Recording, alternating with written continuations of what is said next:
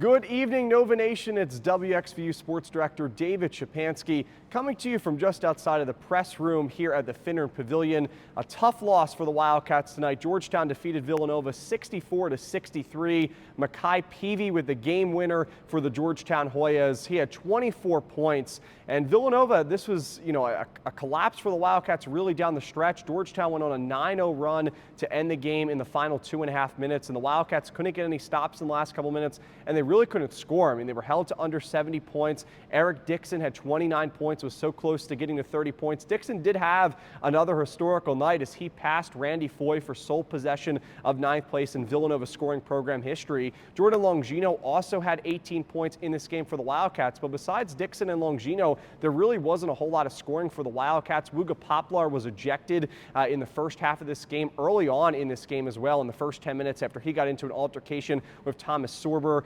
and some of the other Georgetown Hoyas. Sorber was issued a technical foul, so was Poplar, who was eventually ejected from the game. Villanova shot 40% from the field and 40% from behind the arc, but the big difference in this game, despite Villanova out-rebounding the Hoyas, was the turnovers. Villanova committed 16 turnovers in this game against Georgetown. The Hoyas had just 8 turnovers. Coming into this game, we knew that Georgetown's defense could really play at a high level. They averaged 14 forced turnovers per game, and they really made it difficult on Villanova with a full court press, but also too in the final 2 or 3 minutes of this game, Villanova could not find ways to score. I mean, really, it was Dixon and Longino, and really the other scorers struggled, especially without Wooga Poplar. In terms of Georgetown, I mean, they were down in this game for most of the game. It seemed like the Villanova was had a larger lead than what they really did have, and that allowed Georgetown to kind of sneak into the game and really have a chance to steal this game late, which they eventually did. I talked about Peavy, who scored 24 points, as I said earlier, but Thomas Sorber, who started Archbishop Ryan in Northeast Philly. I talked about him picking up a technical foul earlier,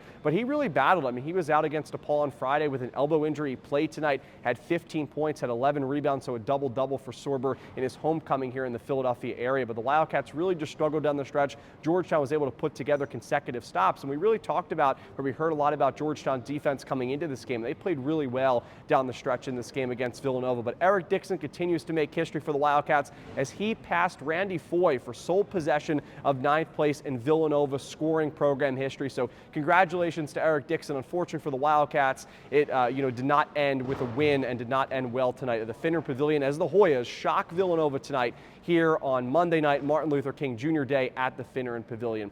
Thanks for tuning in to this recap of Villanova versus Georgetown. The Wildcats will have one more game in January to close out the month. They'll play Marquette on Friday in Wisconsin. Villanova's next home game will be on February the 1st as the Wildcats will battle the Creighton Blue Jays at the Wells Fargo Center. Villanova, they were 9-1 here at the Finneran Pavilion this season, but after the loss to Georgetown, they fall to 9-2. It's the first loss for the Wildcats against Georgetown in the last 7 games. Villanova had won 7 straight against Georgetown coming into this game. They drop this contest against Georgetown. First win for Georgetown in more than a decade here at the Finneran Pavilion. So the Wildcats struggled tonight to close out the game, but Villanova have a chance to rebound on Friday night in Milwaukee, Wisconsin. Thanks for tuning in to this recap video. Have a great rest of your night, Nova Nation. And as always, go Cats!